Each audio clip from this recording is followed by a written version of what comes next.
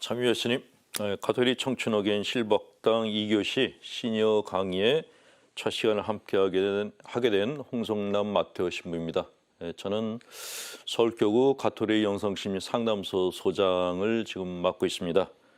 앞으로 4주간에 걸쳐서 코로나 사태로 인해서 집안에서 우울하게 지내시는 시니어 분들을 위해서 재미있는 그런 강의를 해드릴까 합니다. 오늘 첫 강의 시간입니다.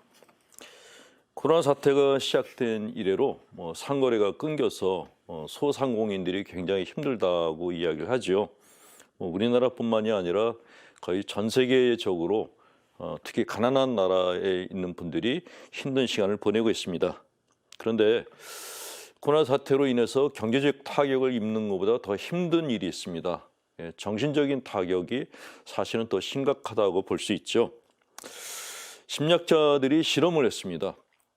사람을 격리시켰을 때 며칠까지 견딜 수 있는가 실험을 했다고 합니다. 여러분들이 생각하시기에는 혼자서 독방에서 아무것도 안 하고 지낸다면 며칠 정도 견딜 수 있을 거라고 생각하십니까? 제가 어떤 강의에서 질문했더니 어떤 분은 나는 일주일은 견딘다. 또 어떤 분은 나는 남편하고 자식들 밥 안 챙겨주면 한 달이라도 견딜 수 있다. 그렇게 호언장담한 분들도 계셨습니다. 그런데 심리학자들이 실험을 했습니다. 실험 대상자들을 각자 빈 방에 혼자 들어가라고 하고 그 방 안에는 아무것도 없었어요. 신문도 없고 TV도 없고 라디오도 없는데 그냥 하루를 보내는 겁니다. 며칠을 견디는가 봤더니 하루는 편안하게 잘 지내더랍니다. 근데 이틀째 되는 날 우울증과 불안증을 호소했습니다. 3일째 되는 날은 조현병 증세가 나타나기 시작했다고요. 망상을 하거나 자기를 누가 도청한다거나 하는 그런 이야기들을 하기 시작했다고 합니다. 그래서 그때 실험한 결과 인간은 아무것도 안 한 상태에서 독방에서 3일을 지내는 것이 최대치라는 결론이 나왔습니다. 코로나 사태가 시작된 이후 우리는 느슨한 격리 상태에 지금 놓여 있습니다. 3일간의 그런 심각한 격리는 아니라 하더라도 느슨한 격리도 마찬가지로 우리에게 정신적 타격을 줍니다. 그래서 집안에 계시는 노인분들께서 우울증을 호소하시는 분들이 많으십니다. 그런 분들을 위해서 이 코로나 사태 기간을 어떻게 견뎌야 될 것인지 방법을 4차례에 걸쳐서 알려드리겠습니다. 강의를 바로 시작하면 좀 뻑뻑하니까 제가 좀 우스갯소리를 하나 해드릴게요. 어떤 본당 신부님이 화투를 굉장히 좋아하는 분이 계셨어요. 고스톱을 좋아하셨는데 그래서 사모기원 3사람을 불러다가 거의 매일같이 화투를 쳤습니다. 근데 본당 신부님이 사제관안에서 화투만 치다 보니까 좀 답답하다. 우리 동남아로 여행 가서 거기 따뜻한 곳에서 야자나무 밑에서도 한번 쳐보자 제안을 하셨대요. 그래서 4사람이 비행기를 타고 동남아로 떠났습니다. 그런데 운 나쁘게 비행기가 추락을 해서 무인도에 떨어졌어요. 4사람만 살아남았습니다. 살아남은 4사람 중에 3사람 사모기원들이 예수님께 열심히 기도를 했어요. 주님, 저희는 가족이 있습니다. 집으로 보내주십시오. 집에만 보내주신다면 뭐든지 다 하겠습니다. 라고 기도를 했어요. 예수님이 그 사모기원들을 보니까 평소에 봉사활동을 많이 했던 분들이에요. 그래, 내가 너희들은 집으로 보내주겠다. 그래서 3사람의 사모기원이 집으로 갔습니다. 그러면 무인도에 누가 남았겠죠? 누가 남았을까요? 무인도에 본당 신부 혼자 남았어요. 예수님이 보니까 본당 신부 혼자 앉아 있는 거예요. 가서 예수님이 물었습니다. 너 뭐 필요한 거 없냐? 그랬더니 그 본당 신부가 이렇게 대답을 했습니다. 주님, 저는 집에 가봐야 저를 반겨줄 가족도 없고 저는 차라리 여기 있는 게 나은데 혼자 있으니까 심심하니까 아까 갔던 사람들 다시 좀 불러달라고. 그래서 그 집으로 갔던 사모기원이 본당 신부 기도 때문에 다시 무인도로 끌려왔다는 그런 얘기가 있습니다. 너무 썰렁한가? 자, 이 코로나 사태를 잘 견디는 첫 번째 방법은 기도입니다. 기도하라 그러면 많은 신자분들이 그건 맨날 듣는 소리야. 뭐 어떤 분들은 성당 가서 앉아 있으면 딱딱한데 그런 기도를 왜 하라 그러나 그런 생각을 하실지 모르겠습니다. 그런데 기도는 우리가 생각하지 못한 그런 좋은 점들을 많이 가지고 있습니다. 그 기도의 효능에 대해서 설명을 들으시면 아마 코로나 사태 기간 동안에 기도를 하지 않으실까 합니다. 첫 번째, 기도를 하면 기도하는 것이 이루어진다. 이것이 첫 번째 명제입니다. 린다 번이라고 하는 여성 물리학자가 끌어당김의 법칙이라는 것을 주장했어요. 우주에는 힘이 있는데 어떤 사람이 간절하게 기도를 하면은 내가 원하는 대로 그 상황이 이루어진다라는 것을 이 물리학자가 발표를 했습니다. 이게 사실인가 아닌가 하는 것은 우리 조상님들이 이미 실천을 한 바 있죠. 옛날에 아들들이 서울로 이렇게 상경에서 시험을 보러 가면은 어머니들이 집에서 뭘 하셨죠? 정한수를 떠놓고 기도를 하셨어요. 우리 아들이 자원급제하게 해달라고. 그런 것을 보고 많은 분들이 그건 미신이다라고 얘기를 하는데 미신이 아니라 그 어머니의 간절한 마음이 우주를 감동시켜서 그런 아들이 자원급제하는 그런 일들이 벌어지는 팩트입니다. 사실이라는 것이죠. 정성과 간절한 마음이 모든 것을 움직인다. 이것이 기도가 가지고 있는 첫 번째 힘이라는 것이죠. 기도는 물질도 변화시킨다고 합니다. 물리학자들이 생수를 가지고 실험을 했어요. 생수통을 두 개를 갖다 놓고 하나는 그냥 놓고 또 하나는 생수통에다 대고 기도를 했다고 합니다. 한 달 후 수질 검사를 했더니 기도를 안 한 그 물은 그냥 그대로 있는데 기도를 해준 물은 약수로 변했답니다. 이건 신학자들이 실험한 게 아니라 물리학자들이 실험을 한 거예요. 제가 그 얘기를 듣고 난 다음에 저는 그동안에 귀족수를 얻으러 그 비싼 돈을 들여가지고 프랑스 루르드까지 갔었어요. 거기서 귀족수를 얻으면은 그걸 한국에 가져와가지고 신자들한테 요만큼씩 나눠드렸거든요. 근데 이 이야기를 들은 다음에는 집에서 해야겠다라는 생각이 들어서 물통을 성모상 앞에 갖다 놓고 묵지도 바치고 그리고 그 물을 갖다가 매일 마십니다. 그래서 건강이 좋아졌는지 모르겠어요. 여러분들께서도 먼데 가서 귀족수를 구하지 마시고 집안에서 생수통을 떠놓고 그 앞에서 기도하시고 그 물을 매일 한번 드셔보시기 바랍니다. 코로나 사태로 인해서 건강이 상하는 분들이 많으신데 기도로 얻은 이 약수로 자기 건강 챙기시기 바랍니다. 자, 어떤 분이 이런 질문도 하셨어요. 기도를 하면 사람도 변하는가라는 질문을 하신 분이 계시는데 사람도 바뀝니다. 근데 기도를 그냥 하시면은 잘 안 바뀌고 그 사람이 자고 있을 때 기도를 해주면은 효과가 크다 그래요. 예를 들어서 아들이 공부를 안 해요. 그 공부 안 하는 아들 보고 걔가 깨어 있을 때 공부하라 그러면 그 아들은 절대로 공부 안 합니다. 그럼 어떻게 해야 되는가? 그놈이 자고 있을 때 걔 이마에다가 손을 대시고 기도를 하세요. 너 공부 안 하면 나중에 쪽박 찬다 이렇게. 너 공부 안 하면 나중에 노숙자 될지도 몰라 이렇게 기도를 하셔요. 아들이 엄마 그런 기도를 계속해주면 아들이 어느 날 아침에 일어나서 이런 얘기를 합니다. 엄마 내가 간밤에 꿈을 꿨는데 어떤 여자가 와가지고 너 공부 안 했으니까 앞으로 잘 될 일이 하나도 없을 거다라고 얘기하고 갔어. 그렇게 얘기할 거라는 거죠. 이런 강의를 했더니 또 어떤 자매님이 남편도 바꿀 수 있냐고 물어보셨어요. 남편이 술만 먹으면 주정을 하고 반찬 투정을 하는데 이런 남편의 버릇을 고칠 때에도 기도가 효과가 있는가라고 물어보셨는데 마찬가지입니다. 남편이 자고 있을 때 그 남편의 얼굴에 대고 기도를 하시기 바라요. 근데 아들보다는 이렇게 그 고집이 세니까 일단 남편 얼굴에 성수를 뿌리시고 남편 이마에다가 성모님 상본을 붙이시고 그리고 묵지기도를 하시면서 남편이 술을 안 먹도록 기도를 한번 해보시기 바랍니다. 이렇게 가르쳐 드렸는데 어떤 자매님이 실제로 실천하셨대요. 한 달 동안 했는데도 남편이 안 바뀌더랍니다. 그래서 제가 그 자매님한테는 다른 특별한 방법을 하나 알려드렸어요. 남편이 잘 때 남편 얼굴 위에서 부엌칼 2개를 가지고 춤을 추라고 했어요.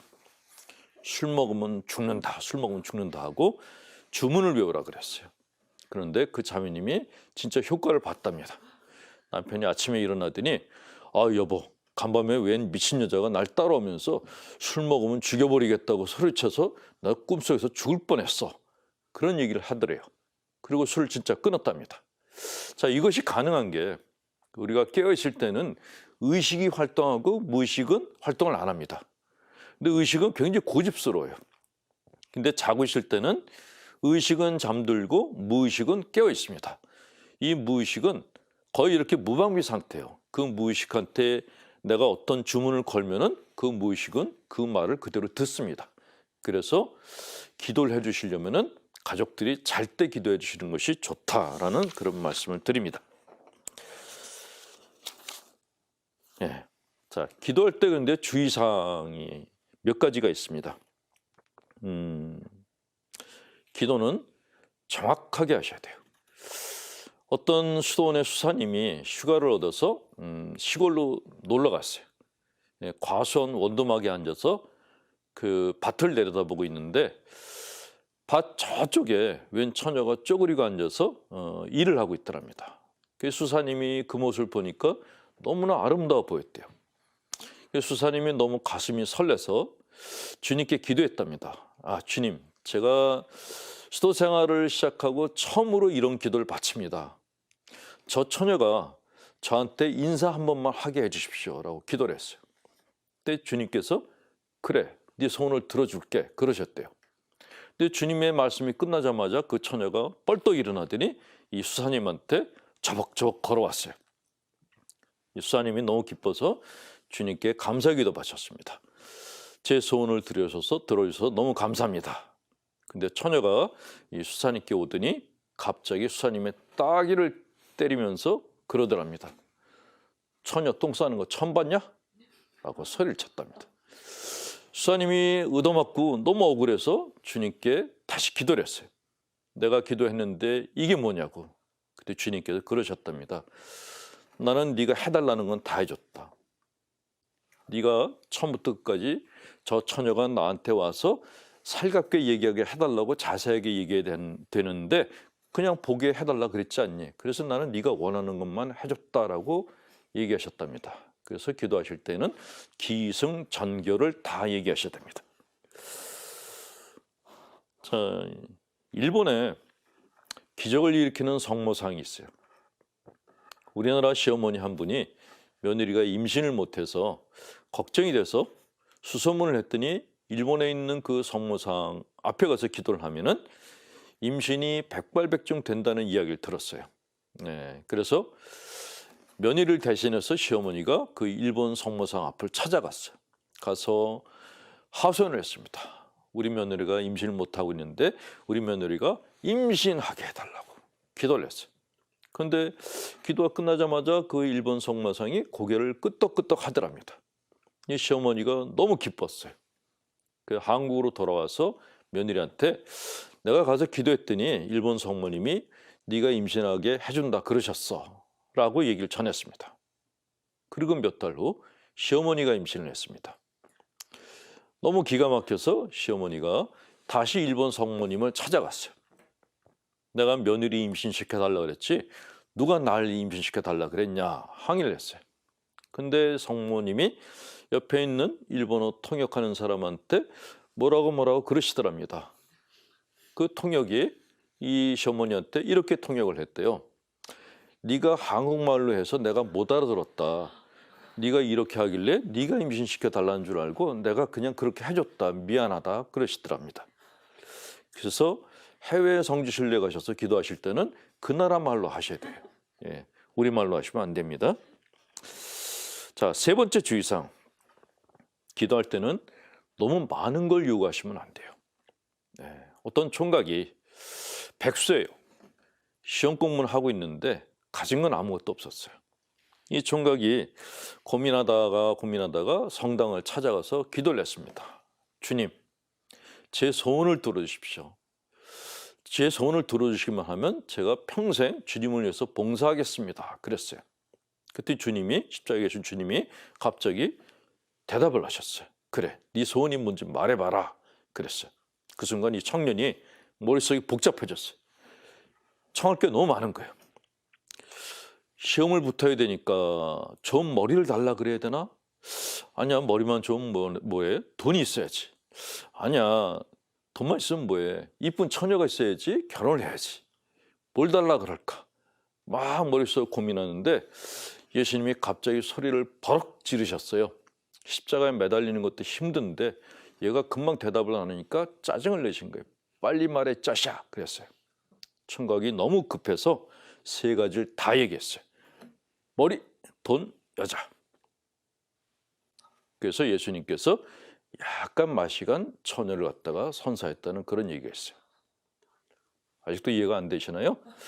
머리, 돈, 여자. 아직도 이해가 안 되시는 분들은 다시 한번 재방송을 갖다가 보시기 바랍니다. 예. 참, 기도는 사람의 건강에도 많은 영향을 미친다고 합니다.